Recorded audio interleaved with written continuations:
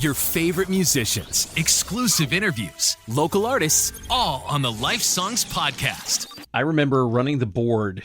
It was an afternoon show, and I was hosting the afternoon show at the time. Mm-hmm. And you and Julie were down in the French Quarter doing a live remote from the line to see Wheel of Fortune, which was going to be, was it at the Sanger? Where was it? They were filming, oh gosh, I want to say it was at the convention center, actually. They were filming Wheel of Fortune, and we were actually interviewing Pat Sajak and the host at the time. What a thing. And Vanna White. That's amazing. It was incredible. I kind of forgot about that part of the story. That's until where just now. That's where my Katrina story starts. I remember running the board for you guys downtown for Wheel of Fortune. Man. Yeah. By the way, it's Josh and Libby here with you from LifeSongs. The 20th Katrina anniversary is upon us. Katrina-versary, if you will. Katrina-versary, yeah. Hashtag Katrina-versary. And it's a weird thing because I think just our natural tendency at these different points in life is to kind of reflect back a little bit. But Katrina is an unusual one because I think the world wants to reflect back. Yes, and they want dark images. Well, I don't know. I just think not having gone through it, but seeing it, you kind of want to honor that people went through something like that and hear their stories and reflect back on that. But for those of us who went through it in any capacity just by being a New Orleanian, whether we evacuated or were here or, whatever, it's harder sometimes to reflect back on some of those stories. Mm-hmm. Or we tend to do so with this, I don't know, we find humor in, I think that is a gift. There is gallows humor in New Orleans, like alive and well. I think just some of the things that we naturally put up with or go through or work around, we tend to do so with a little bit of poking fun at or kind of making it a funny, colorful story. It's funny when you think back on certain things. Like Katrina is how I ended up actually meeting my husband, my now husband. It was a bit of a journey to get there. But at the time, I remember we evacuated. We ended up at this sweet, tiny little Baptist church outside of the Six Flags in Atlanta. And they fed us, they clothed us, they gave us a place to stay. It was just the sweetest. But there were like a congregation of 4, and they were all 875 years old. Mm-hmm. Collectively. And they were like, oh, well, I don't remember how my age came up, but they asked how old I was. And at the time when Katrina hit, I was, in my late 20s. And I told them, and they were aghast that I was still unmarried. Yeah. And that was their takeaway from the conversation. And I just think about that, and I have to laugh because it was just like, what? And then they said, well, honey, that's why God sent this storm to find you a man. Oh, and I immediately burst into tears. Yeah. Why? I'm so sorry. No, it was that hard. But, I did eventually, through a series of events post-Katrina, meet the person who has now been my husband for 17 years, 16 years, something like that. I'm real good with numbers. One of those anniversaries. Anyway, but it's just funny. So I look back at those things, and at the time I was not thinking that was very funny at all. But when you kind of brush over the whole stroke of the story, you can really, I don't know, you can find some humorous little moments in there. And yeah. So anyway, I don't know. I went off on a little bit of a tangent there, but just thinking about how I think people want to honor what people have gone through, and they want to know their stories. And I think there's power in telling our stories, whether we do so through humor or through tears. But I'm so much more interested in the story of what God has done in these past couple of decades. Not just necessarily looking at what happened that day or our experience in that moment, but what's happened since then and how God has used some of those events to turn it into something good. Local, listener supported. Your LifeSong story matters. This is Vicky. I think going through it and just thinking that how can you come out of this? He's proven that in so many different ways and brought people so much closer together because they relied on each other through that very difficult time. So I think proof that through any storm, he'll always be there to bring everybody back together and let them know that it's going to be okay. One of the things that always makes me smile around this situation when I think about it, the relationships that I've managed to form with people around the country who came to my family's aid, that were there for me or have been a part of the journey ever since, they have fallen in love with New Orleans because of the people of New Orleans that they have met. Mm-hmm. I have friends that live all over the country that now consider like New Orleans that special place that they always want to go to. One, because they know they can stay with us for free. But two, like it's not just the food or the architecture or the history. These are people who have been through something and they haven't lost their joy. Mm-hmm. That they still laugh and smile and play music on the street corner, and that never went away. Mm-hmm. It was paused, but it came back. Mm-hmm. And I love that. I love that that's what people who know folks who have gone through it have come to kind of adopt New Orleans as that special place. Local, listener supported. Your LifeSong story matters. Hey, I'm Greg Wilton. I'm Dean of Level College at New Orleans Baptist Theological Seminary, and I'm also the pastor of Gentilly Baptist Church. I don't sound like I'm from New Orleans, but my parents migrated from here in the late 70s from South Africa. Then I was born at the Baptist Hospital in 1982. When Katrina happened, I was finishing up my time at college in Birmingham, Alabama, with the intent to return back to the city of New Orleans to start a seminary. And that's the exact moment when Hurricane Katrina hit. We were actually at a prayer retreat, and there are incredible people here in the city like Mel Jones, friends of mine like Robbie Gallaty, Tony Merida, David Platt, my brother. There's a total of 21 of us, and we gathered together that very weekend for prayer. And I'll never forget that we all had to evacuate because there was this big storm that was on its way. So as I saw Hurricane Katrina unfold, I said, I gotta get back. They are in need. If there's anywhere that I need to start ministry, I need to start ministry at a place where I know they need it desperately. They need to know the love of God. They need to know the good news. And that's why I came back. My biggest hope for the city of New Orleans, for Gentilly, for everyone who is here, is that they would continue to recognize, regardless of a massive, disastrous tragedy or not, that Jesus is the answer, that He provides hope for the hurting, that He provides hope in dark times, in good times, in normal times, and that's what I get very excited about, to see not only our church at Gentilly Baptist, but every church everywhere here in the city of New Orleans see that the time is now for us to be ambassadors for Christ and to shine brightly for Him. For a lot of people in New Orleans, I think that may have been the first time that they ever went somewhere else. Yeah. Not travel, but just, had to live elsewhere. Yeah, out of the state. Like Louisiana, this is a fun stat. Louisiana is one of those states where people born here never leave the state. Yeah, they call it the highest nativity rate. Yeah. Yeah. Because, it's where your family is. It's where you went to school. It's where everybody you know is. Why would you leave? And it's so different than other places that when you go somewhere else, you're like, well, I'm an alien. I'm just going to go back to what I know. So so this is America. I had no idea. Yeah. It's true. So, yeah, I think that was an interesting thing of being exposed to other ways of doing things, other types of culture, other people, New Orleans. It kind of ruins you for being anywhere else because you just... It gets as weird on you. Your roots go deep and swampy and... Yeah, maybe not deep, but they spread. Yeah. There's nowhere to go down, but they go out. Yeah, and that water keeps us, growing strong. Uh-huh. Local, listener supported. Your LifeSong story matters. This is Melissa Aguilar. Where to start? So the first thing he did was he moved me from here to California. It was like an Abraham experience because I had never been there. I didn't know people, but he was opening all these doors and showing me that was where he wanted me. And he put me in a position in county government where I was able to get so much experience and learn things that I probably would never have learned if I had been here. And now, he's taken that experience and he's put me in a really good job that I just started.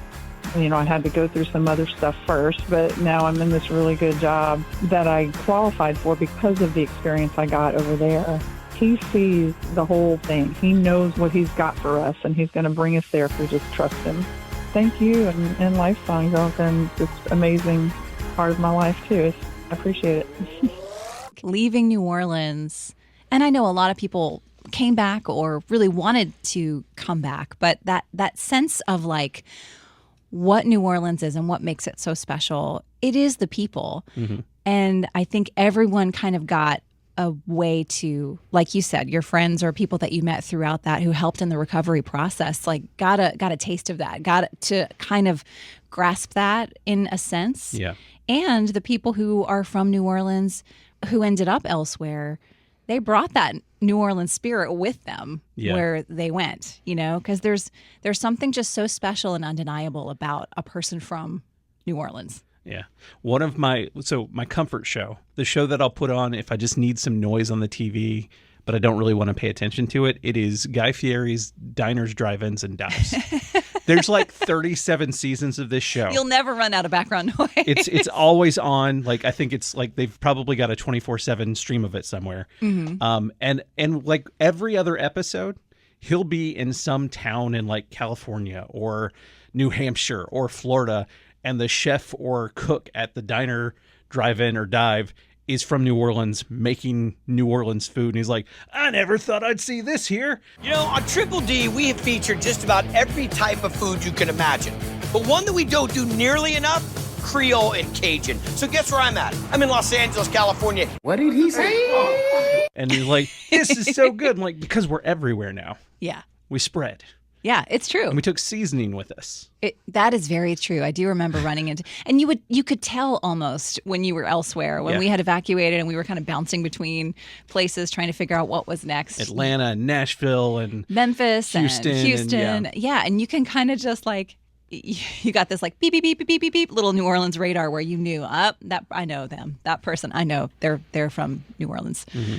I have a friend who's super into sports just in general and takes football particularly seriously. And he's like, man, you guys in New Orleans and Atlanta really hate each other, talking about the Saints and the Falcons rivalry. Yeah. I'm like, yeah, but it's kind of tongue in cheek because we all have cousins in both towns. Yeah. Like, it's family. It's that type of rivalry that comes from like, I'll see you at Thanksgiving, but for now we're going to like hate each other. Oh gosh. Yeah. And it's always with a wink. Yeah. There's like an elbow nudge, like, I'm sorry, who won the game? Yeah. I'm sorry, who won that game? But it's not, but there's a commonality in those. And there's so many pockets of little New Orleans now, and in parts of Atlanta and parts of Tampa and Orlando and Houston and Dallas, and I think it makes those places richer.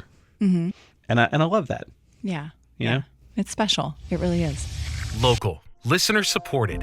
Your LifeSongs story matters. My name is Chad Gilbert. I'm the senior pastor at First Baptist Church of New Orleans. I was already gone for a wedding, so I just never got to come home.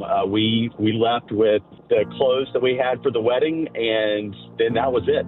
Did not get to come home for about 35 days before we could then come back and salvage what we could from our belongings. We were located in Shreveport, Louisiana for 9 months after Hurricane Katrina. I worked with the Baptist Collegiate Ministry up there, and then as soon as we could, we got back to New Orleans and began recovery ministry with our local church called Edgewater Baptist Church on Paris Avenue in Gentilly. And then by God's grace, I had the great joy of serving as their senior pastor for 10 years. Then went to Lake Charles, Louisiana, where I was part of the ministry of Trinity Baptist Church, especially during their hurricane recovery after Hurricane Laura. And then moved back to New Orleans to be the senior pastor at First Baptist right as Hurricane Ida hit, and helped in leading in recovery ministry and disaster relief from First Baptist during that season, including significant damage to our own home from Hurricane Ida. I've been in awe at how God has used such a tragedy as Hurricane Katrina to bring churches together in a way that still continues to this day. A great example of that is the relationship that First Baptist New Orleans and Franklin Avenue Baptist Church share. Every year our churches get together for a time of worship and celebration, which we will again be doing this year on the 20-year anniversary of Hurricane Katrina. I want to extend the invitation to the entire city to join us as we focus on the faithfulness of God and look back at all that He's done over these last 20 years and to thank Him for how He brought us together in a unique way and how He sent really the world to come to our aid in those months and years after Hurricane Katrina. So it'll be a time of looking to the Lord together. My hope for our community is we will continue to realize and lean into the reality that we can do so much more together than we can individually, and that our churches will continue to demonstrate to the world the uniqueness of the body of Christ. So what do you think? I mean, New Orleans still obviously Hurricane Katrina changed us. Very much so. And it changed things about our city. We're on anxiety medicine now. And every storm season, we kind of get that pit in our stomach. But Yeah. no. What do you think has been some of the most noticeable, positive changes that you've seen since Katrina? So I was talking with Chad Gilbert, who is the pastor of First Baptist New Orleans, and he said, and I agree with this, the thing that came out of it that means the most as far as like the kingdom of God goes is how churches relate to one another now. It is less divisive. It is more partnership. It is, I will help you because you help me. I'm here for you. What do you need? Let's do this together. And, we still have our different churches, and that's great because diverse church bodies is wonderful. You can find a place that feels like home. But we get together more now. Like everyone's invited to the cookout now. And I love seeing that. I love when when the body of Christ actually operates like the body, where the hand and the arm are working together. Yeah. It's beautiful. Yeah. That's great. That is really good. Local, listener supported. Your LifeSongs story matters. My name is Paige Brooks, and I'm the pastor of Canal Street Church on Canal Street in New Orleans. And I'm also the missional lead for the Missio Mosaic network of churches. And we have several churches here in the New Orleans metro area and around the country. So our Katrina story is that back in the summer of 2005, my wife and I actually moved about 1 month before Katrina hit. And we moved up to South Carolina, and after Katrina hit the city, but even as we were watching on our TV up in South Carolina, we were just so devastated. Honestly, we had kind of looked at ourselves and asked ourselves, why would God have allowed us to get out even before Katrina had occurred? And we just kind of had that survivor guilt, if you will. But it was from that God allowed us to host people in our home up in South Carolina so that they had a place to come to. We were also able to mobilize a lot of people and bring teams down. And so God just really allowed that to be a ministry our heart actually ached to be back in the city. And so we're glad that God allowed us to move back about 2 years after Katrina had happened. So I think it's important for us to remember Katrina and all the things that happened. And on August 31st at 10 a.m., our church is hosting what we're calling an agape feast. And that's simply where we're getting together, doing a meal together in our fellowship hall, and we're going to just share stories. I believe that the Bible wants us to lament. It commands us to lament. We need that time to grieve. Even 20 years later, we still need that time to grieve. Throughout the first 5 books of the Bible, God continually reminded the Israelites to be reminded of his faithfulness. In those hard times, God always reminded them of his faithfulness in bringing the good out of the situation. And I think that's exactly what we need to do as well, and that's what we're going to do during our Memorial Agape Feast, is just remember the times that God has been faithful, and that even now when we go through hard times, that God is faithful to bring the good out of the situation. I look at YouTube a lot, like not at work, if my boss is listening. But at home, that's probably like the most accessed app on our smart TV is the YouTube app, which is a weird thing to be the case now. And I watch a lot of trailers for upcoming TV series and movies and things like that. And there are at least 4 Katrina documentaries that I've watched trailers for, and all of them have given me the ick. Like every single one of them, it's typically focused on racism in Katrina or the destruction in Katrina or all these things that happened, that are real, that impacted people. And I'm glad that they've been exposed, and Sure. that's good. And hopefully we can grow and learn and be shaped by that in a positive way. But my response has been so defensive in watching that for the world that I live in, for the LifeSongs family. I see people of every walk of life who have a shared trauma, but at the same time have shared joys and shared birthday parties and shared concert experiences. And, and I love the good that has come out of what has happened. It bonded our community in a way, and it's not perfect. Like there are still places and people and groups that are hurt, but it's still the good change. The Holy Spirit change encourages me. And that's what it's all about. There's not a lot of documentaries about that, though. Well, maybe LifeSongs needs to make a documentary about the hope and the healing. I feel like your husband is perfectly primed to do this. So, Jeff, get on it, bud. New Orleans is just so unique. Mm-hmm. And I love when people get that and love it and embrace it. And I know it's not for everybody. I totally understand that. It is so specific that if it's not your thing, it's really not your thing. Yeah. But if it is and you're not from here, you embrace it, you love it. And then I don't ever remember before Katrina having that like, oh, you're not from here kind of thing. Yeah, because it's always been a town of like, bienvenue, welcome. It's a hospitality is our business. Like that's what we do, but it's genuine. It's because we know it's special and we know how much we love it and we know that it's different. And so if someone else comes in and is like, entranced by the magic of New Orleans, you're like, yay, you get it. You want to be here. Awesome. Mm-hmm. And then I think when we were in need of such help, people were coming in to help, and it was so wonderful and so beautiful. And then at some point, once we started kind of getting our footing again and then I think people were like, well, that's not really how it should be. Or let's fix this. That's not how I would do that. Let's fix, let's fix this so it works better. And you know what? They probably are right. There's a lot of things that could work better about our community, but it started got the sense that people started bristling a little bit more. Like, we're glad you love it, but it's still ours, kind of a thing. And that makes me very sad because I see people who want to be here and who care deeply about this community, and I hope that there can be some healing in that, because I feel like I do hear that question a little bit more now than I used to. Like, oh, where are you from? Oh, you're not from here. Mm-hmm. And in a dismissive way of like, oh, you wouldn't get it, you're not from here. And there is an element of truth to that, because there is something really specific about New Orleans that if you're not from here, it may not make sense to you, but it doesn't mean that it's wrong. Yeah. It doesn't mean that it needs fixing, or maybe it does, but let's kind of work on that together. Yeah. I think. And so I think that part of looking back since then and looking ahead, I would love to see more. I don't even know the right term for it, but just kind of embracing what it is, embracing who is here, who makes up the city. Allowing the weirdness, but also allowing for some growth in some areas where we could probably use it, There's got to be a give and a take. Yeah.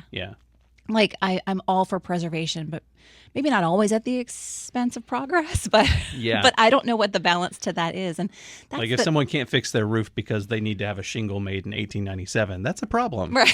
Exactly. But I think that's where, all coming full circle back to what you were talking about, of just like looking at God. It's all about Jesus changing our hearts, allowing us to truly see each other as his children and to truly love each other the way that he has loved us. And that's going to mean grace. That's going to mean allowances for where we come from, what we're doing here. And just my prayer is that God continues to bring healing and hope to the citizens of New Orleans, not just natives, the new ones too, those who want to be a part of what the future of New Orleans looks like. Yeah. And I want the future of our community to look like hope. I love that. So let's talk hope. What are some specific hopes? And we would love for you to respond to this too. Like you can hit us up on socials or comment and send us emails to onair@lifesongs.com. What do you hope that the next 20 years of Newer Orleans looks like? Is that what we're going to be calling it? No, that's going to be a town along I-12 on the North Shore. Somebody's going to found Newer Orleans next to Robert, Louisiana.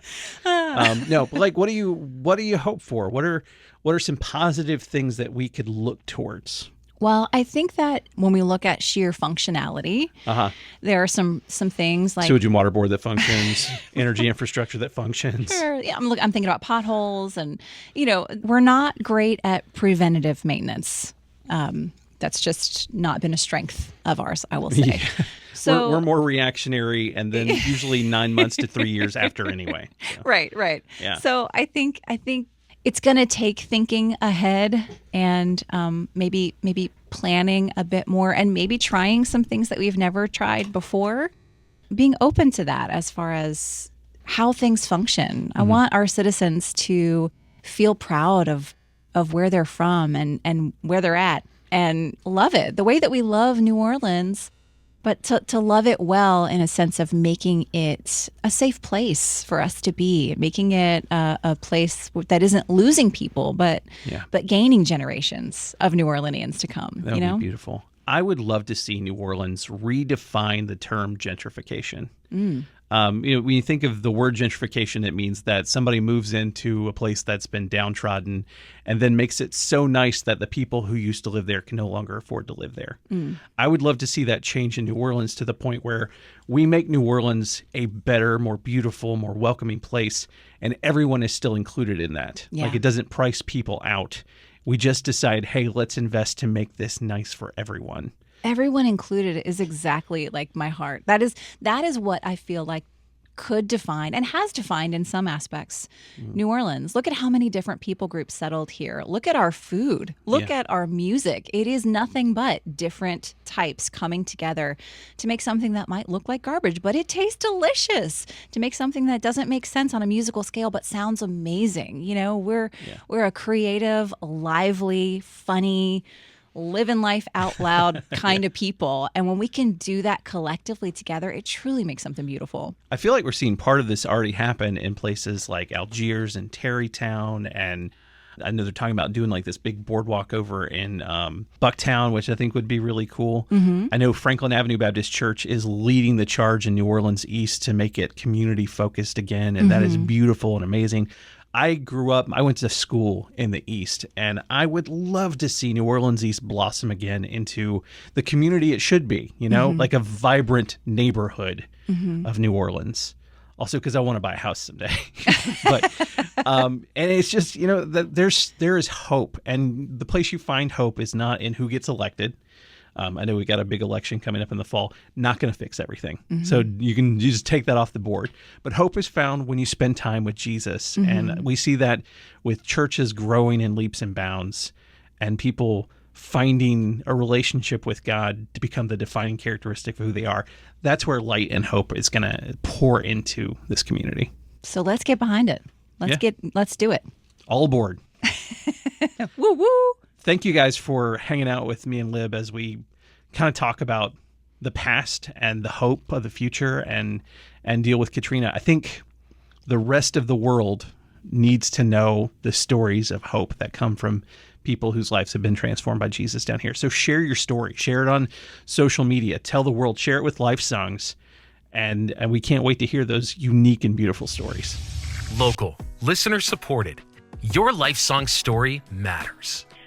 We just have had such a wild ride, but it is still the fabulous New Orleans.